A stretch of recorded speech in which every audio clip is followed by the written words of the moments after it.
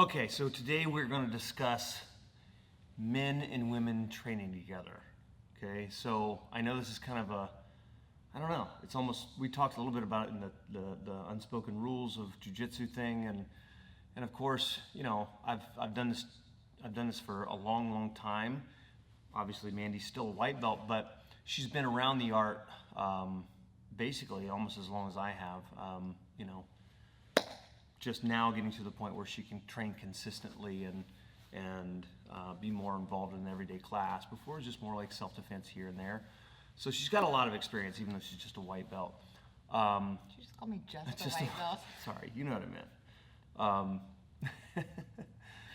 So, yeah, we asked on some of our social media sites, Facebook or whatever, to kind of talk about, like, hey folks, men, women, you know, what are the kind of the issues that come up when you have, and it's great because we have more and more ladies doing jiu-jitsu now.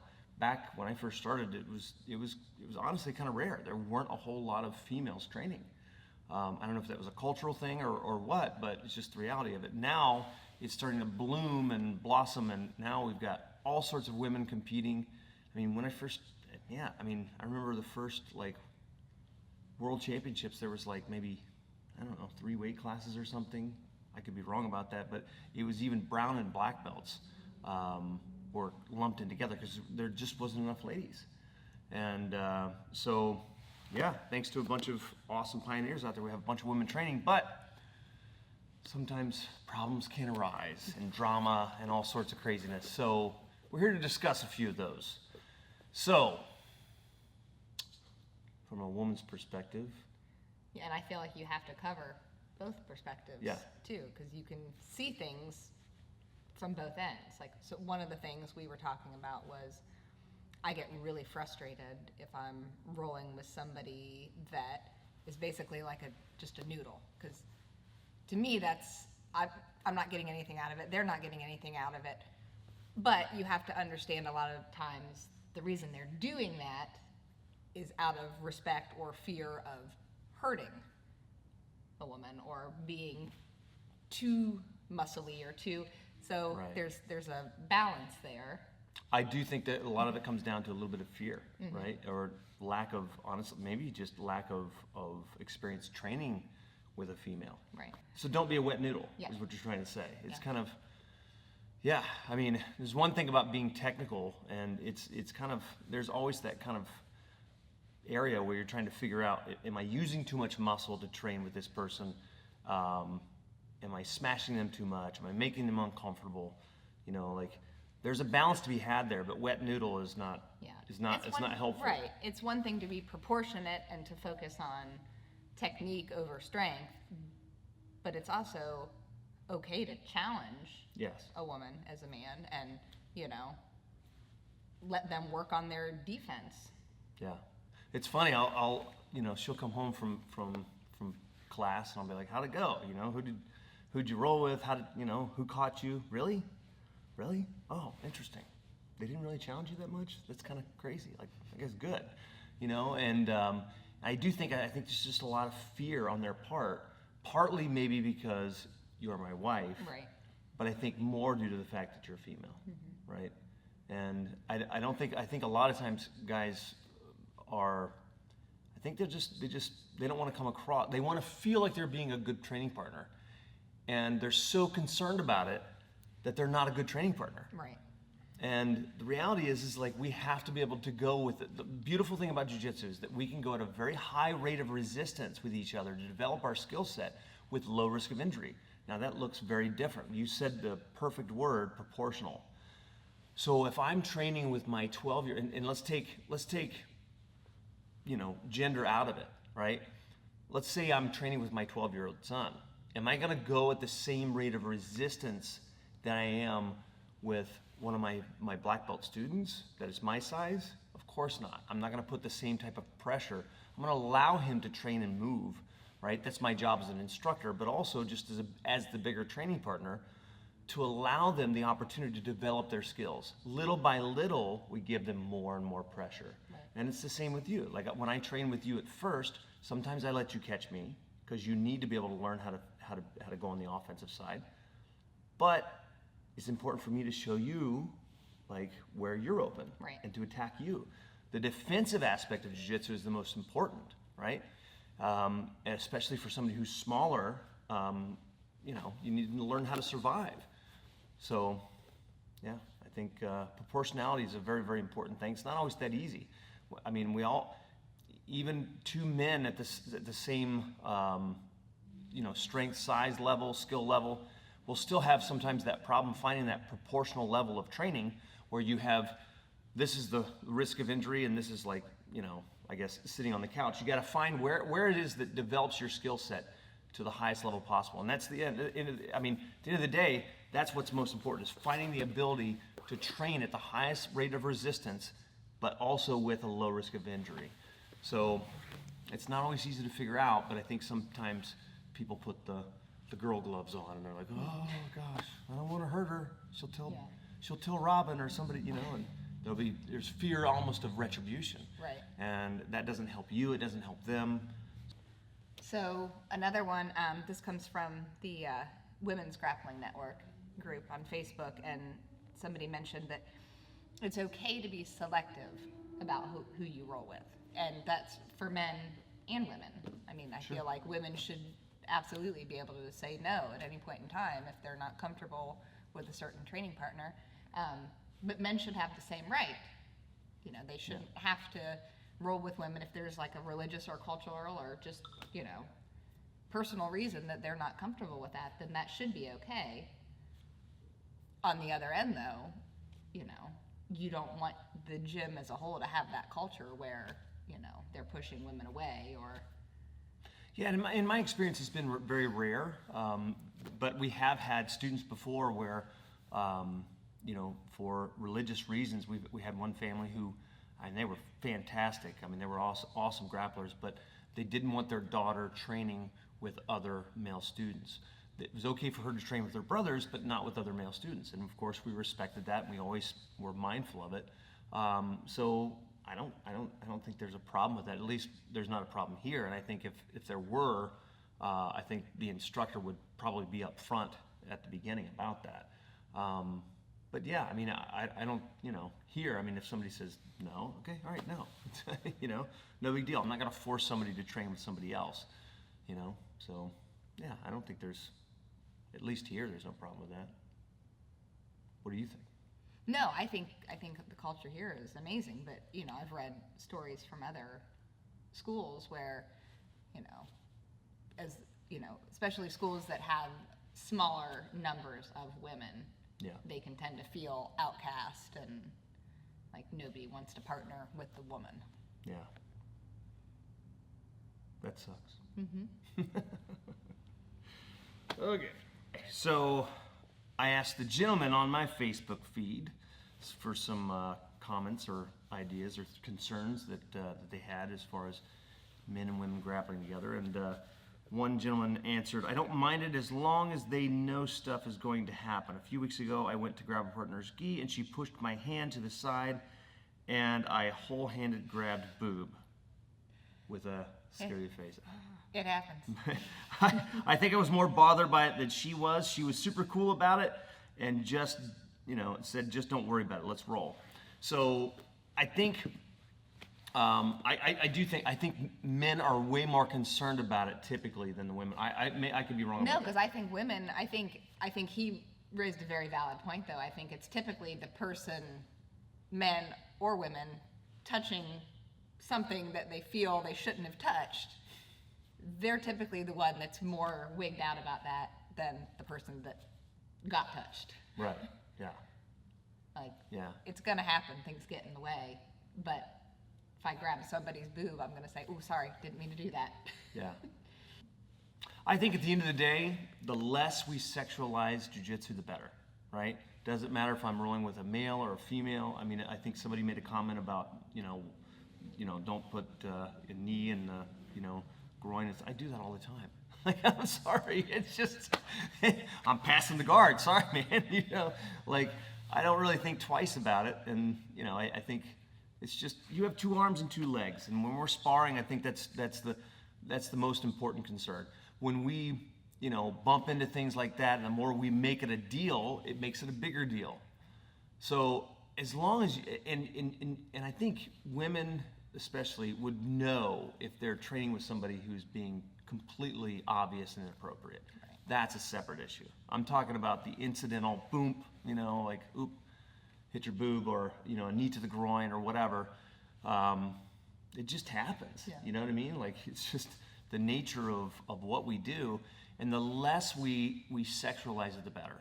Okay, so again, I think it just comes down to just as much as possible. Obviously, I'm going to be, I'm going to recognize that my partner is 120 pounds or whatever, and I'm going to train accordingly as far as the level of pressure I put on knee in the belly or something like that. But when it comes to incidental bumps and that, this and that, it's going to happen, right? I mean, you're grappling with each other. It's this very intimate situation. So, and yeah, I don't know.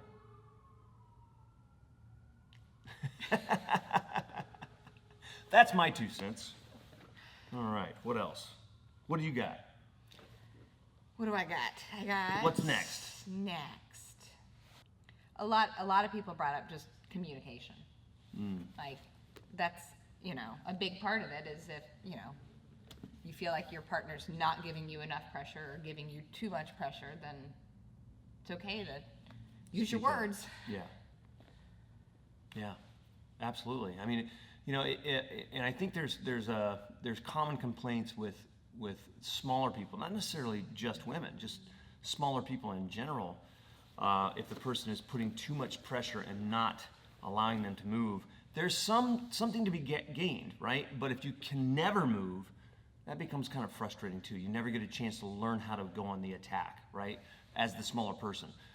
So you kind of have to balance it. I mean, there is a lot to be learned from being the smaller person on the bottom, being smashed and shut down. You don't always have to move to be able to learn good jiu-jitsu. Sometimes good jiu-jitsu is patience and learning how to survive, right? So that's an important skill to learn, and to learn how to be comfortable in the uncomfortable. But at the same time, like, you can't get shut down all the time in order to progress. You're going to have to learn how to move and maneuver and go on the offense. So, yeah, I think in your experience, do you feel like people smash you too much or not enough? I would say in general, not enough. Not enough. So you hear that? Smash Mandy.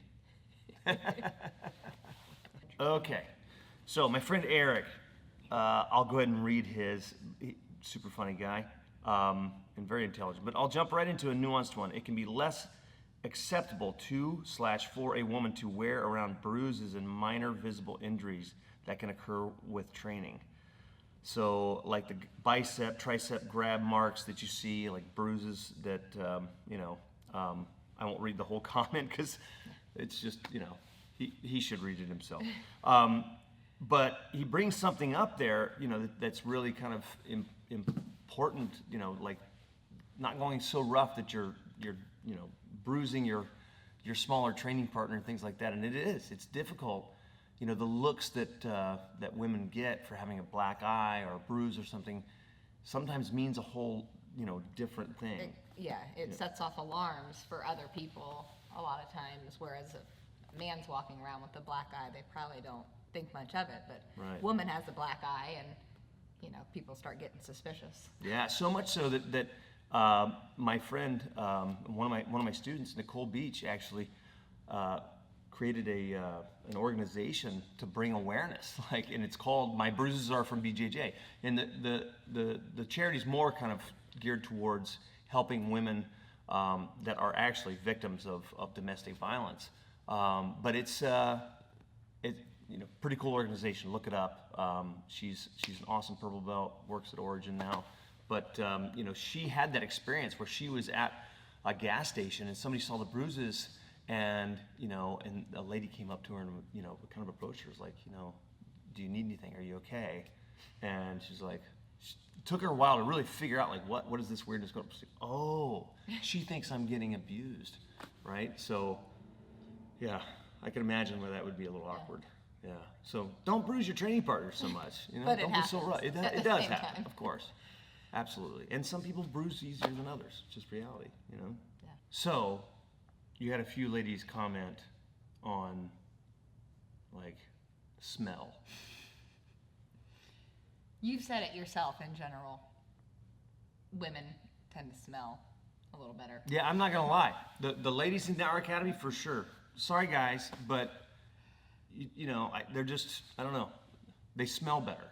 And it's honestly, you know, I never really thought about it, or it really didn't even come into my mind that much until I trained with more women. And, you know, I'm like, wow, she smells a lot better than the last guy I rolled with, you know? And that's something to be mindful for everybody. Hygiene is absolutely a critical thing. Gracie even had it in his instructors.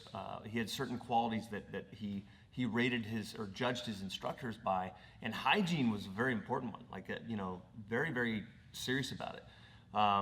You know, he would, you know, if he had 10 private lessons, he'd take a shower and change gis 10 times and wear 10 gis, right? So sometimes people will stay for one class and they'll stay for the next one. They're all sweaty and nasty and yeah, it's kind of, you know, and you probably smell a little bit, you know? So, yeah, to include fresh breath, it's actually part of our code of conduct. You got to smell good, okay? You know, like, because if you smell dirty, you probably are dirty, and that's not cool. I mean, it happens. By the end of an open mat, I mean, yeah, you're going to be sweaty and you might be a little stinky, but not at nearly least show up smelling. Yes, okay. Show up smelling good. Brush your teeth. Yeah, absolutely. What else? Attire was brought up. Yes, which attire. I feel like is one of those that can go either way. I feel like, yes, definitely dress appropriately. Yeah. You know, you don't want to show up as a woman and have stuff hanging out. But at the same point... Or a man. You don't want stuff hanging out either. No, but at the same point, like, I don't think women should feel like they have to come in a, you know... Yeah, of course. Turtleneck and... Right. Yeah, I mean, at the end of the day, I mean, you know, sports bra's probably good, you know? Right. Like, I mean, even a rash guard. Like, I'm wearing a rash guard right now because my chest hair is long, and I don't want to make people, you know, weirded out by that because I don't like that either, honestly. Like, yeah, I don't know. And somebody had mentioned even, like, no-gi, you know, like, yeah, I think if you're wearing spats, dudes, like, put a pair of shorts over that, you know? Like, I don't want to, yeah, it's just, yeah. I mean, I think just wear what's appropriate, you know? Right. But there's a and line make there, sure too, it's clean. Yeah. you know, because I've had comments that he tells me don't read the comments. Don't read the comments. But I've had people comment, or a person comment. She's scarred for life. About, we were doing a video, and I had a tank top on, and I felt like it was fine. I would wear it out in public, but Sure. somebody made a comment about that was not appropriate. Yeah. Yeah. So. Well, you can't listen to everybody's comments. No, but I'm just saying. Except like, yours. We're yes, going to listen to your comments. Yes. And, you know, like a lot of academies require rash guards under the gi. When you compete, you're not allowed to have a rash guard in because it gets caught when your fingers are trying to roll it. So typically, you know, I don't normally wear a rash guard. It's not required here at our academy. But at the same time, I'm also mindful if I've got, you know, full bushy, you know, like hair. I'm not gonna roll no-gi without my shirt on and gross people out and get hairs all over the place. It's kind of nasty. Anybody who's done jiu-jitsu and sees the leg hairs and stuff on the mat, it's not fun. You don't want that in your mouth. No. It's yucky, right? So keep it in, compress it. So, bottom line, just be respectful. Yeah, right? It doesn't matter, male, female, We all have something. transgender, it doesn't matter. Yeah. Just train jiu-jitsu. Be We all mindful. have something to give, and we all have something we can learn. From Absolutely. Other people. Yes, and be proportional with your training partners, but at the same time, don't be a wet noodle and train jiu-jitsu. You know, like that's how we're gonna all get better. You know, and the less we sexualize it, the better the training room's gonna be. 100%. So, just grab a partner and train, unless they say no, and then no. Like, subscribe, all that good stuff. We'll see y'all soon.